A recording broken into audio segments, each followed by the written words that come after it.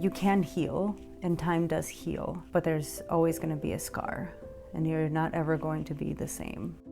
As you can probably see by the title, today's video is going to be a little bit more personal than my last few videos have been. I just feel like I have the need to talk about this, and I want to include you in the conversation because, one, I think it's important, but two, because you have been such a huge part in my healing and such a big support system for me. I don't know, so I just want to include you in the chat today. Yeah, a little over 2 years ago, on October 2020, I miscarried. I was 10 weeks pregnant and I had a D&C surgery following that to remove what remained from my uterus. The first couple of the first 5 months-ish after that, I was trying to conceive, and then I got pregnant with my rainbow baby. I had I was gonna say super healthy pregnancy, but I was very sick during my pregnancy. But in general, the pregnancy itself was perfectly healthy.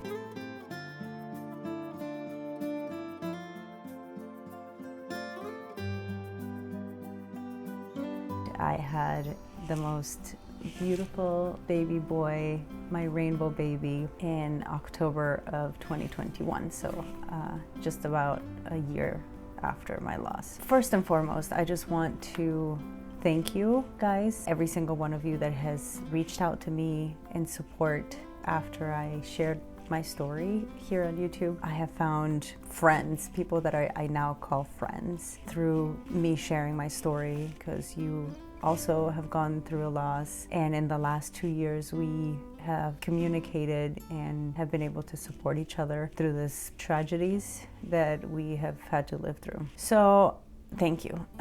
That's the first thing I want to say, is thank you. Second, I want to talk about the physical changes or physical things that happened after my D&C and after my loss, and that is not a whole lot like physical really changed. I would say after having my loss, I experienced pretty severe cramping with all of my periods. I don't know if that was related to the actual loss or the surgery itself, but my cramping was pretty severe for every period I had after that, until of course I got pregnant again, and then ever since giving birth to my rainbow baby, I have not experienced cramping like that again. So I don't know if that was just some time that my uterus needed for healing. Other than that, after my loss, I did experience some postpartum symptoms that I would have had I had my baby, and that was mostly just the hormonal changes of being pregnant and then not being pregnant. I was still breastfeeding my other son, and my milk came in really strong, again, as if I would have just had a baby. And then, of course,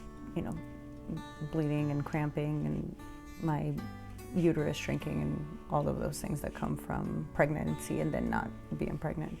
Emotionally, on the other hand, the last 2 years have been a total roller coaster. I mean, grief it's so wild, because you can be fine one day and then be totally not fine another day. And more specifically with grieving the loss of a baby that you didn't get to meet, it's very unique in its own way. I was not trying to get emotional already. When you grieve the loss of a loved one, a friend, a family member, you have in a way a built-in support system with everyone else that lost that person, your other family members, your other friends that are also grieving with you. And you have people to talk to, stories to tell about that person that you lost, memories that you can look back on, things that when you're talking to someone else that also lost this person, you can say, hey, remember the one time we did this, or oh, I remember this about this person. And very uniquely different about losing a pregnancy is that you don't have any of that. You don't have, sure, you have your partner if you have a partner that's grieving with you, and other than that, that's it. There isn't a group of people that is also grieving with you. There isn't memories that you have to reminisce on. There isn't stories that you can tell that bring a smile to your face thinking of this person that you lost. So that's strangely difficult when it comes to losing a pregnancy. And then of course, like it's lonely.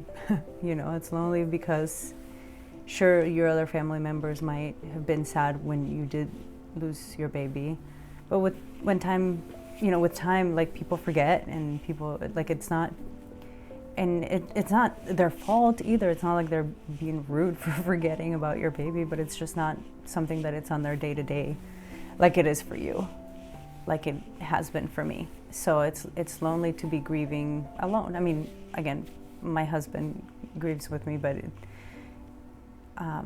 anyways, I think you get what I'm saying. After my loss, for the first 5 months, I was trying to conceive my rainbow baby, and those first 5 months were horrible for me because I was grieving my baby that wasn't here anymore, but then also trying to conceive, and then each month that passed that I wasn't pregnant was another like reminder and another like double loss in a way of like knowing that like every time that I got my period when I was hoping for a positive pregnancy test, it was like, man, like why am I even having to do this again? I was already there. I was already pregnant. I shouldn't even have to be trying anymore because I was already there. But then I lost my baby, and then I was trying again, and I wasn't getting pregnant that month. And every month that passed by was like that until there was that positive. And then for a few minutes, there was an incredible wave of just relief of like, oh my gosh, okay, thank goodness I don't have to do this anymore. I don't have to keep trying anymore. But then, a wave of worries again of like, what if it happens again? and that feeling doesn't really subside, like I kept thinking those first few weeks, I kept thinking like, I just have to make it to, I lost my baby at 10 weeks. And so I just kept thinking like, I just have to make it to the 10 weeks. And then I won't be so filled with anxiety and fear. And then I passed the 10 weeks, and then I was like, oh, I'm still feeling like that. I just have to make it to 12 weeks because that's when they say that it's like safer, or like, most pregnancies are lost before 12 weeks. So I just kept thinking, I just have to get to 12 weeks. And then I got to 12 weeks, and then I was like still scared. And so my whole pregnancy was very much filled with fear and anxiety and excitement too, in a way, as much as like you are very excited and very happy about being pregnant, that grief is still not gone. Like you're still grieving that person that isn't here, and then also excited to be bringing in a new person, and hopeful and fearful. And then Rainbow Baby is born, and he was just absolutely perfect. And for a little while, like I must admit, there were a lot of days in which I didn't think very much about my loss because I was surrounded with so much love and so happy that he was here. But I compare grief to a physical wound. It's very, very similar to a physical wound in the you can heal, and time does heal, but there's always going to be a scar, and you're not ever going to be the same. When you heal, when you slash your skin open, it heals, it goes back, but it never goes back to being the same. There's always going to be that scar, and that part of your body that got cut will never be the same as it was before. And that's kind of how grief is. Grief, or emotional pain in general, but more specifically to what we're talking about right now is grief. And that is, time does heal. I do feel better than I did then, but it's never gonna go away. I'm never gonna be the person that I was prior to losing my baby. I'm never gonna go back to being a person that didn't go through this. And I'm never gonna have that same mentality that I did back then. I will always be grieving. I will always have that in the back of my mind. Every October I think about it.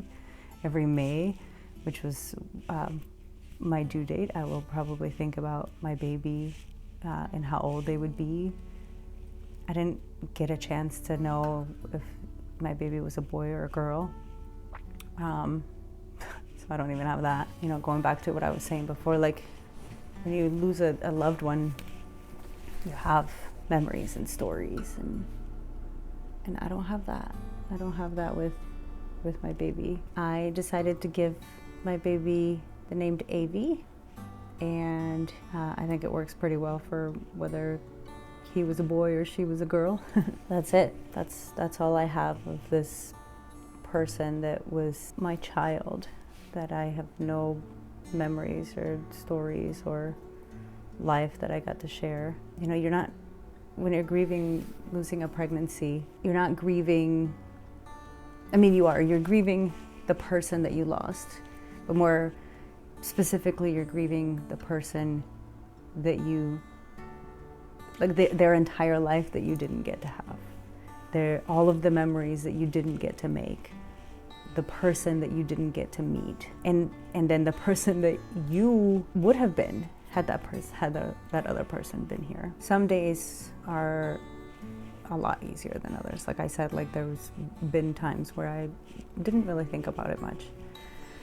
But some days are really difficult, and recently I had one of those days.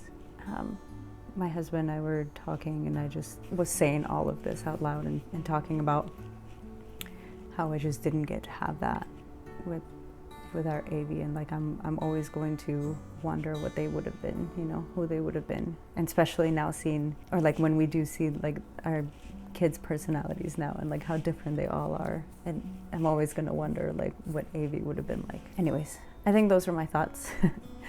I don't know if there was anything else that I was meaning to say, and I hope that these videos in which I open up can be helpful in some way. And if you're going through this, if you are going through a loss and you need someone to talk to, please do not hesitate to contact me on Instagram, private message, or Facebook, or whatever, or in the comments below, and I will be more than happy to talk to you. Like I said, in the same way that you need someone to talk to, I have needed someone to talk to, and it has been really wonderful to be there for each other and to be able to be there for you. So that's it.